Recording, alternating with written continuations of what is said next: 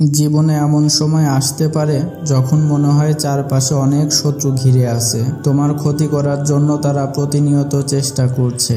তাদের ষড়যন্ত্র অপচেষ্টা হয়তো তোমাকে ভয় দেখাতে চায়, কিন্তু প্রিয় মুমিন, জেনে রাখো আল্লাহ তোমার সাথেই আছেন এবং তার ইচ্ছা ছাড়া কোনো কিছুই তোমার ক্ষতি করতে পারবে না। কোরআনে আল্লাহ বলেন, তারা কাফিররা ষড়যন্ত্র করে আর আল্লাহ পরিকল্পনা করেন এবং আল্লাহই সর্বশ্রেষ্ঠ পরিকল্পনাকারী। সূরা আল ইমরান আয়াত সংখ্যা 54। এই আয়াতটি আমাদের স্পষ্ট করে জানিয়ে দেয় যে শত্রুরা আমাদের ষড়যন্ত্রে যতই পাকা হোক না কেন, আল্লাহর পরিকল্পনার সামনে তাদের সব চেষ্টা ব্যর্থ। আল্লাহ তাদের সমস্ত অপচেষ্টা জেনে রেখেছেন এবং তিনি সব সময় তোমার মঙ্গল চিন্তা করেন।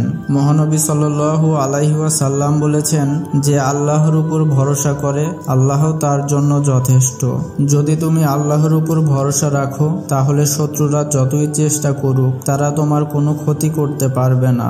আল্লাহর ইচ্ছাই শেষ পর্যন্ত বাস্তবায়িত হবে এবং সেই ইচ্ছা সব সময় তোমার জন্য কল্যাণকর। কখনো যদি মনে হয় শত্রুরা তোমার বিরুদ্ধে ষড়যন্ত্র করছে, তখন মনে রেখো আল্লাহ বলেছেন, তোমরা সবর করো, নিশ্চয় আল্লাহ সবরকারীদের সাথে আছেন।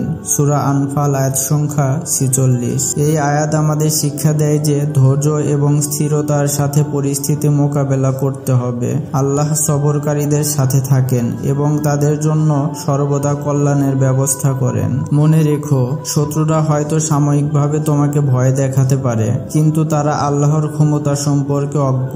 আল্লাহর সাথেই থাকো, তার কাছে আশ্রয় প্রার্থনা করো এবং তুমি দেখবে শত্রুর ষড়যন্ত্র তাদের দিকেই ফিরে যাবে। কোরআনে আল্লাহ আরো বলেন, যারা ঈমান এনেছে এবং যারা তাদের ঈমানের সাথে অন্যায়কে মিশ্রিত করেনি তাদের জন্য রয়েছে নিরাপত্তা এবং তারা সুপথ প্রাপ্ত। তোমার ঈমান যদি অটুট থাকে, তোমার উপর আল্লাহর সুরক্ষা সর্বদা থাকবে।